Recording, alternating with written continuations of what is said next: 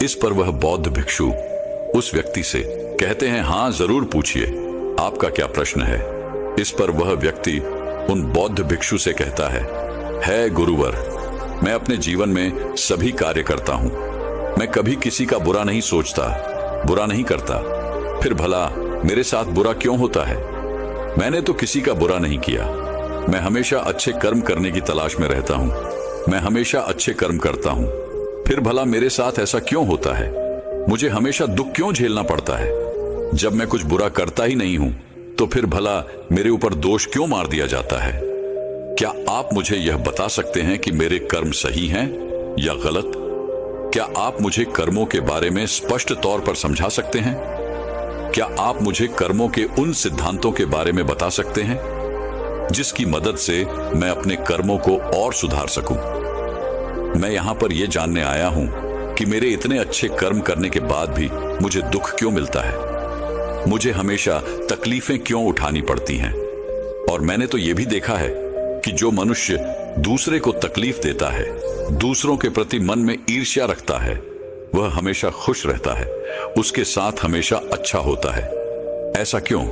उस व्यक्ति की सारी बात उन बौद्ध भिक्षु ने बड़े ही ध्यानपूर्वक सुनी और उसके बाद उन्होंने उस व्यक्ति से कहा, अच्छा, तुम्हें ऐसा क्यों लगता है कि तुम अच्छे कर्म कर रहे हो और जो तुमने अच्छे कर्म किए हैं उसका फल भी तुम्हें नहीं मिला?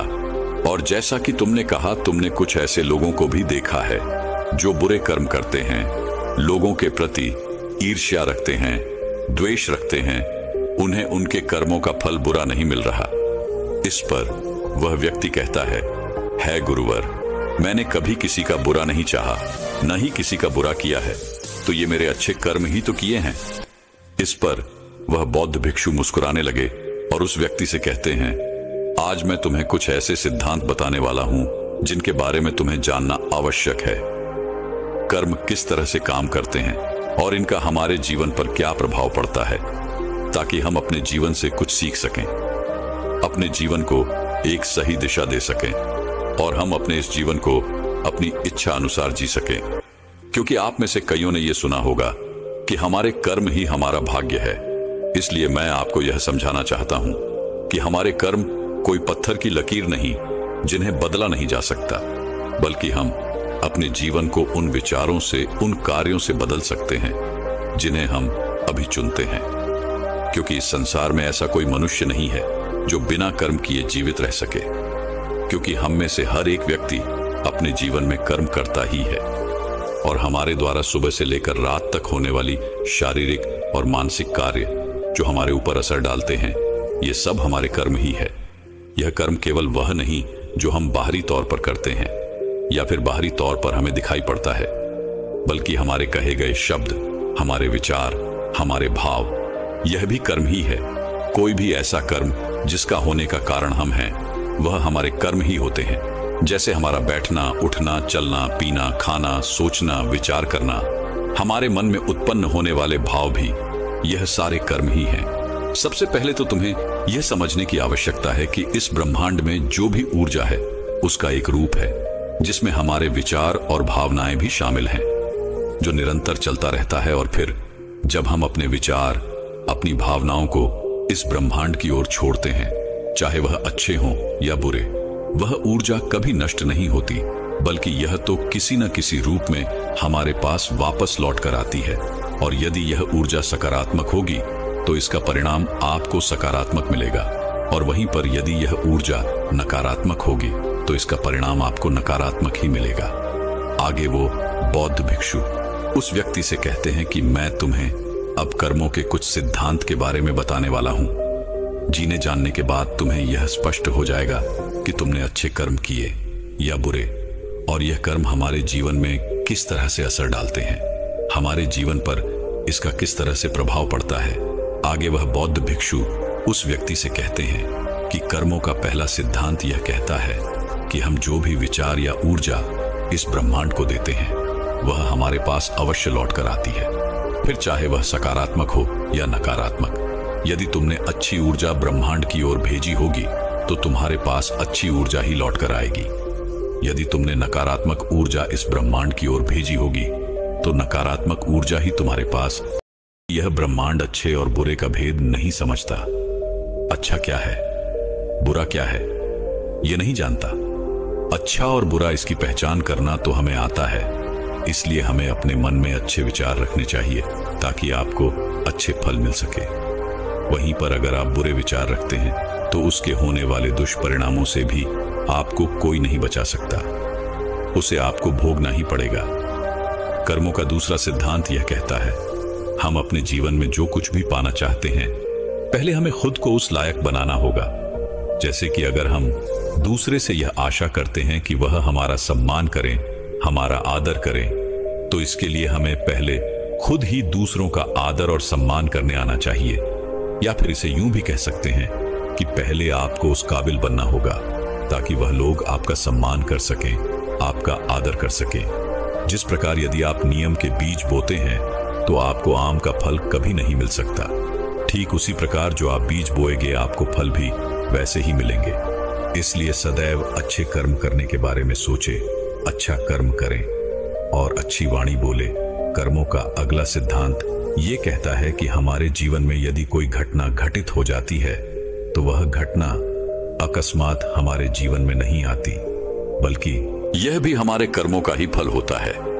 जिस प्रकार यदि आप अपने किसी लक्ष्य को हासिल करना चाहते हैं तो आपको अपने लक्ष्य के प्रति तत्पर होना होगा। अपने लक्ष्य के प्रति जिस कार्य को करना है उसे करते रहना होगा।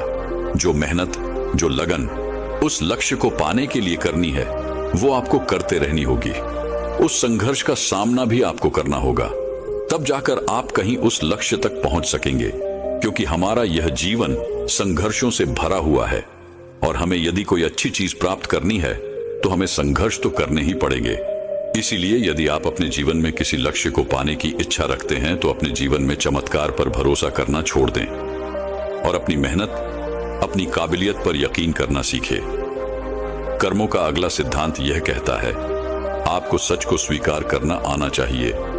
यदि आप उस सच से भागते रहेंगे तो आप कभी भी उस सच को बदलने का प्रयास नहीं करेंगे और ना ही आप उसे कभी बदल पाएंगे। मान लीजिए कि आपको सुबह देरी से उठने की आदत है और यदि आप इस सच को स्वीकार नहीं कर सकते तो आप कभी भी इसे बदल नहीं सकते। वहीं पर अगर आप इसे स्वीकार करते हैं और इसे बदलने की मन में ठान लेते हैं तो आप इसे अवश्य ही बदल कर रहेंगे। इसलिए अपने जीवन में अपने आप से कभी झूठ मत कहिए। आपके जीवन में जो भी कड़वी सच्चाइयां हैं उसे स्वीकार कीजिए, तभी आप उनका सामना कर सकेंगे, उन्हें बदल सकेंगे। इसलिए हमें सच को स्वीकार करते हुए आगे बढ़ना चाहिए। इसके अलावा हमारे पास और कोई उपाय नहीं है। यदि आगे बढ़ते हुए आपसे कोई गलतियां भी हो जाएं, तो इसे स्वीकार कीजिए और उसे सुधारने की कोशिश कीजिए, क्योंकि ऐसे लोग ही अपने जीवन में हर उस ऊंचाइयों को हासिल कर पाते हैं जिनकी वो कामना रखते हैं। कर्मों का अगला सिद्धांत ये कहता है कि अपने जीवन में निरंतर प्रयास करते रहिए, क्योंकि निरंतर प्रयास करते रहना ही वह मार्ग है जिससे हम सफलता को हासिल कर सकते हैं।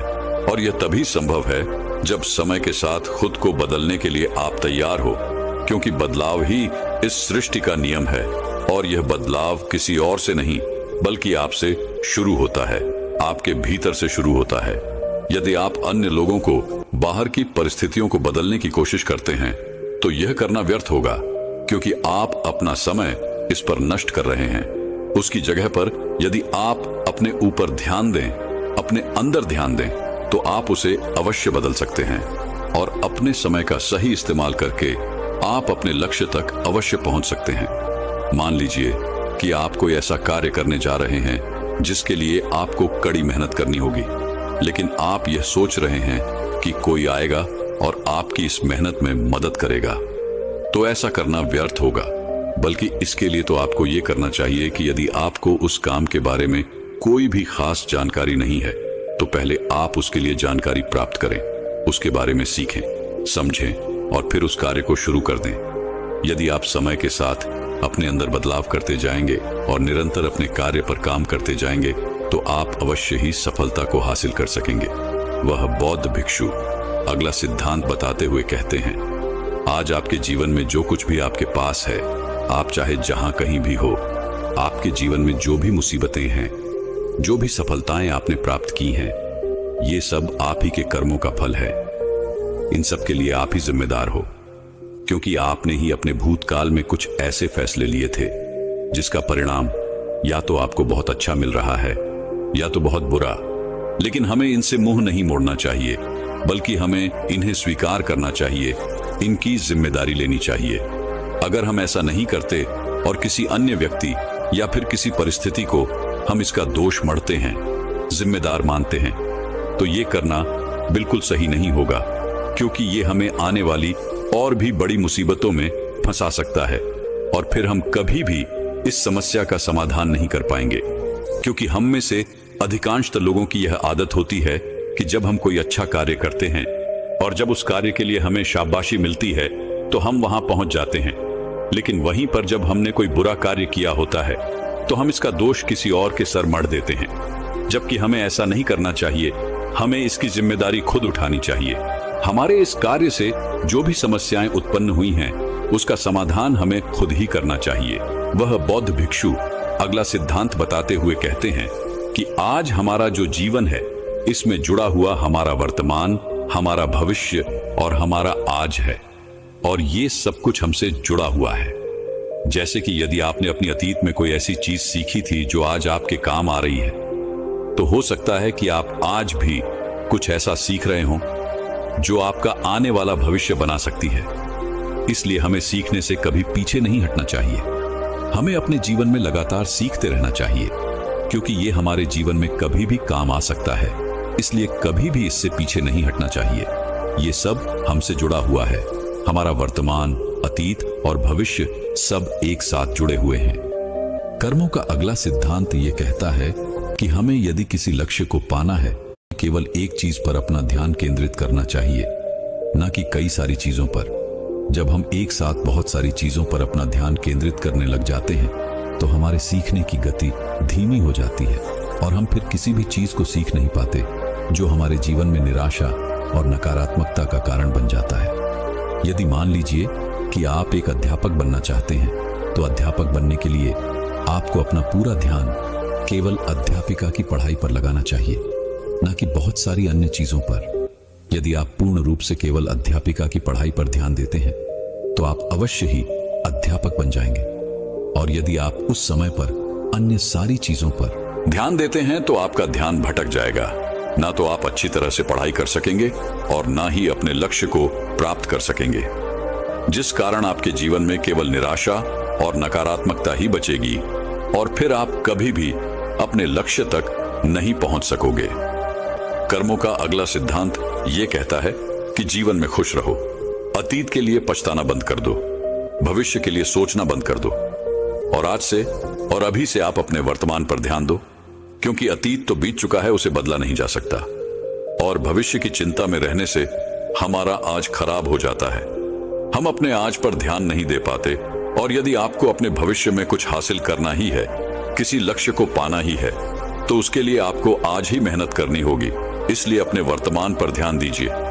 यदि आप आज मेहनत नहीं करते हैं, आज वो चीजें नहीं सीखते हैं, तो आप अपने भविष्य में उन चीजों तक कभी नहीं पहुंच सकेंगे जिसकी आप कामना करते हैं, जिसके लिए आपने दिन रात मेहनत करने की सोची है।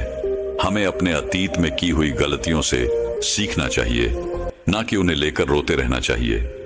कर्मों का अगला सिद्धांत यह कहता है कि हमारा इतिहास तब तक दोहराता रहता है जब तक हम कुछ सीखकर आगे बढ़ने का रास्ता नहीं ढूंढ लेते। किसी भी काम को बार बार एक ही तरीके से करने पर अलग अलग परिणाम की उम्मीद करना मूर्खता है। इसलिए हमें अपने जीवन में सीखते रहना आवश्यक है, फिर वो चाहे अपनी गलतियों से ही क्यों ना हो, फिर वह चाहे किसी और की गलतियों से ही क्यों ना हो, लेकिन सीखना आवश्यक है। अपने जीवन में बदलाव लाना आवश्यक है, अन्य रास्तों की खोज करना आवश्यक है।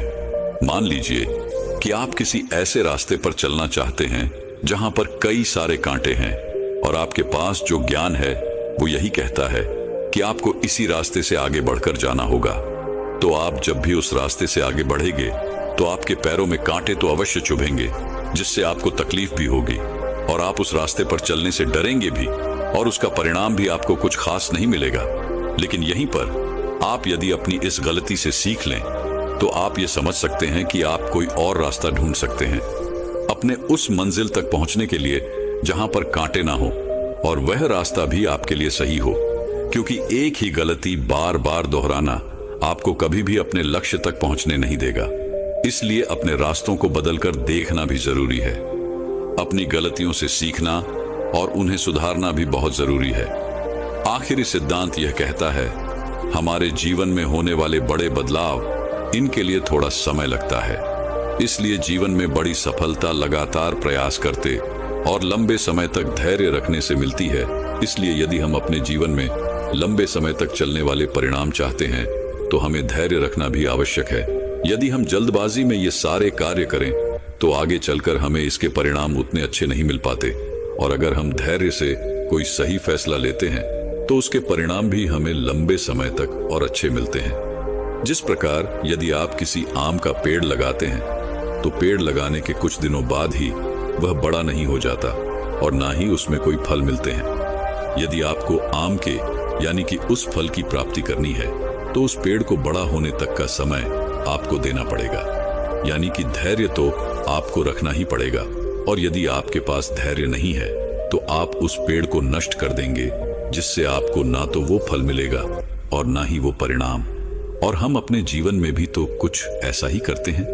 जब हम किसी कार्य को शुरू करते हैं तो हम ये सोचते हैं कि हमें जल्दी जल्दी वो परिणाम मिल जाए ताकि हम अपने लोगों को बता सकें, अपने परिवार के साथ वो खुशियां बांट सकें। लेकिन आप ये भूल जाते हैं कि जब हम किसी कार्य को शुरू करते हैं तो उसमें हम बिल्कुल जीरो होते हैं, और 0 से 1 तक पहुंचने में हमें थोड़ा समय लगता है, और 1 से 10 तक पहुंचने में हमें थोड़ा और समय लगता है। लेकिन यह जो समय है, यह जो अनुभव है, यही आपको सिखाता है कि आपके जीवन में जो बड़े बदलाव आने वाले हैं उसके लिए आपको समय देना होगा, आपको ध्यान रखना होगा।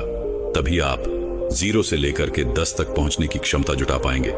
और जब हम अपने अंदर वह जज्बा रखते हैं तो एक ना एक दिन हमें सफलता अवश्य मिलती है। तो दोस्तों, कैसी लगी आपको ये वीडियो? अपने सुझाव हमें कमेंट बॉक्स में दीजिए, और तो मिलते हैं एक और नई वीडियो में। धन्यवाद।